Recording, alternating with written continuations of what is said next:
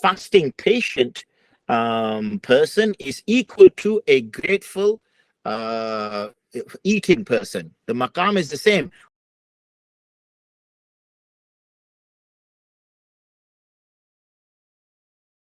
It's commendable to come to a position of authority, position of wealth that you can benefit other people as well as live a great life.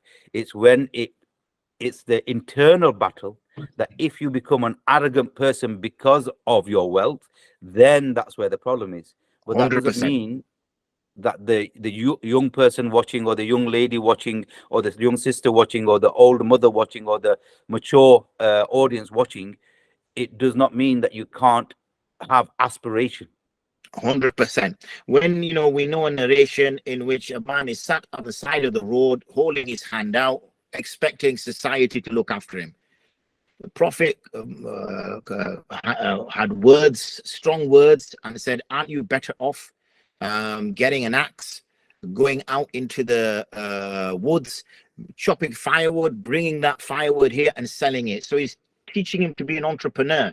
Don't just sit there waiting for handouts from society. Don't just be a poor person expecting those who are working to help you out. Use what money you have. Invest into a tool that's going to help you. I'm now generalizing. Invest in a tool that's going to help you. Provide a service that the community doesn't have.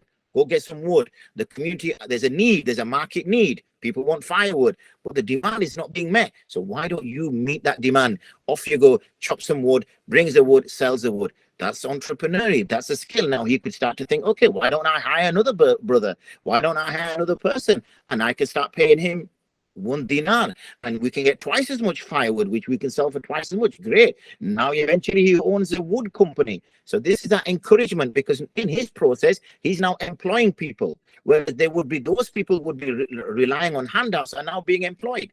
Now your rizq or other people's rizq is now tied to your rizq. So you've now become a suburb of people's rizq.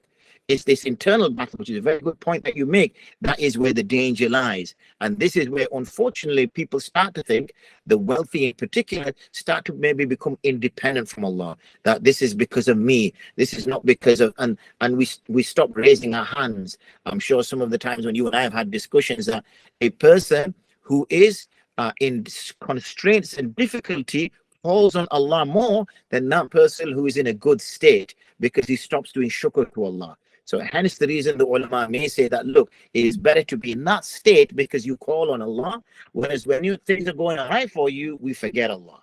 But now if a person, and it mentions in the hadith that I can't remember the exact words, but a fasting patient person is equal to a grateful eating person. The maqam is the same. Why? Because of the fact that you are doing shukr to Allah in one case and you're doing sabr to Allah in the other case. So as long as the shukr remains, if we're in a state of wealth, then there's nothing wrong with being in a state of wealth or aspiring to become rich in that way, to become independent and protect your family. I know, sorry, last point I'm going to make.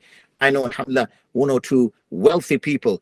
What did they do with that wealth? They keep a low profile, and they have helped their families. They've helped their brothers and sisters. They help so many projects by making donations. Do they have a huge social media following? No. Will people know that they're wealthy? Yes, within the community they know. But has he made a big song and dance about it? No, he hasn't. So now, had that person been poor, he was asking for support from family members. So it's changed so drastically.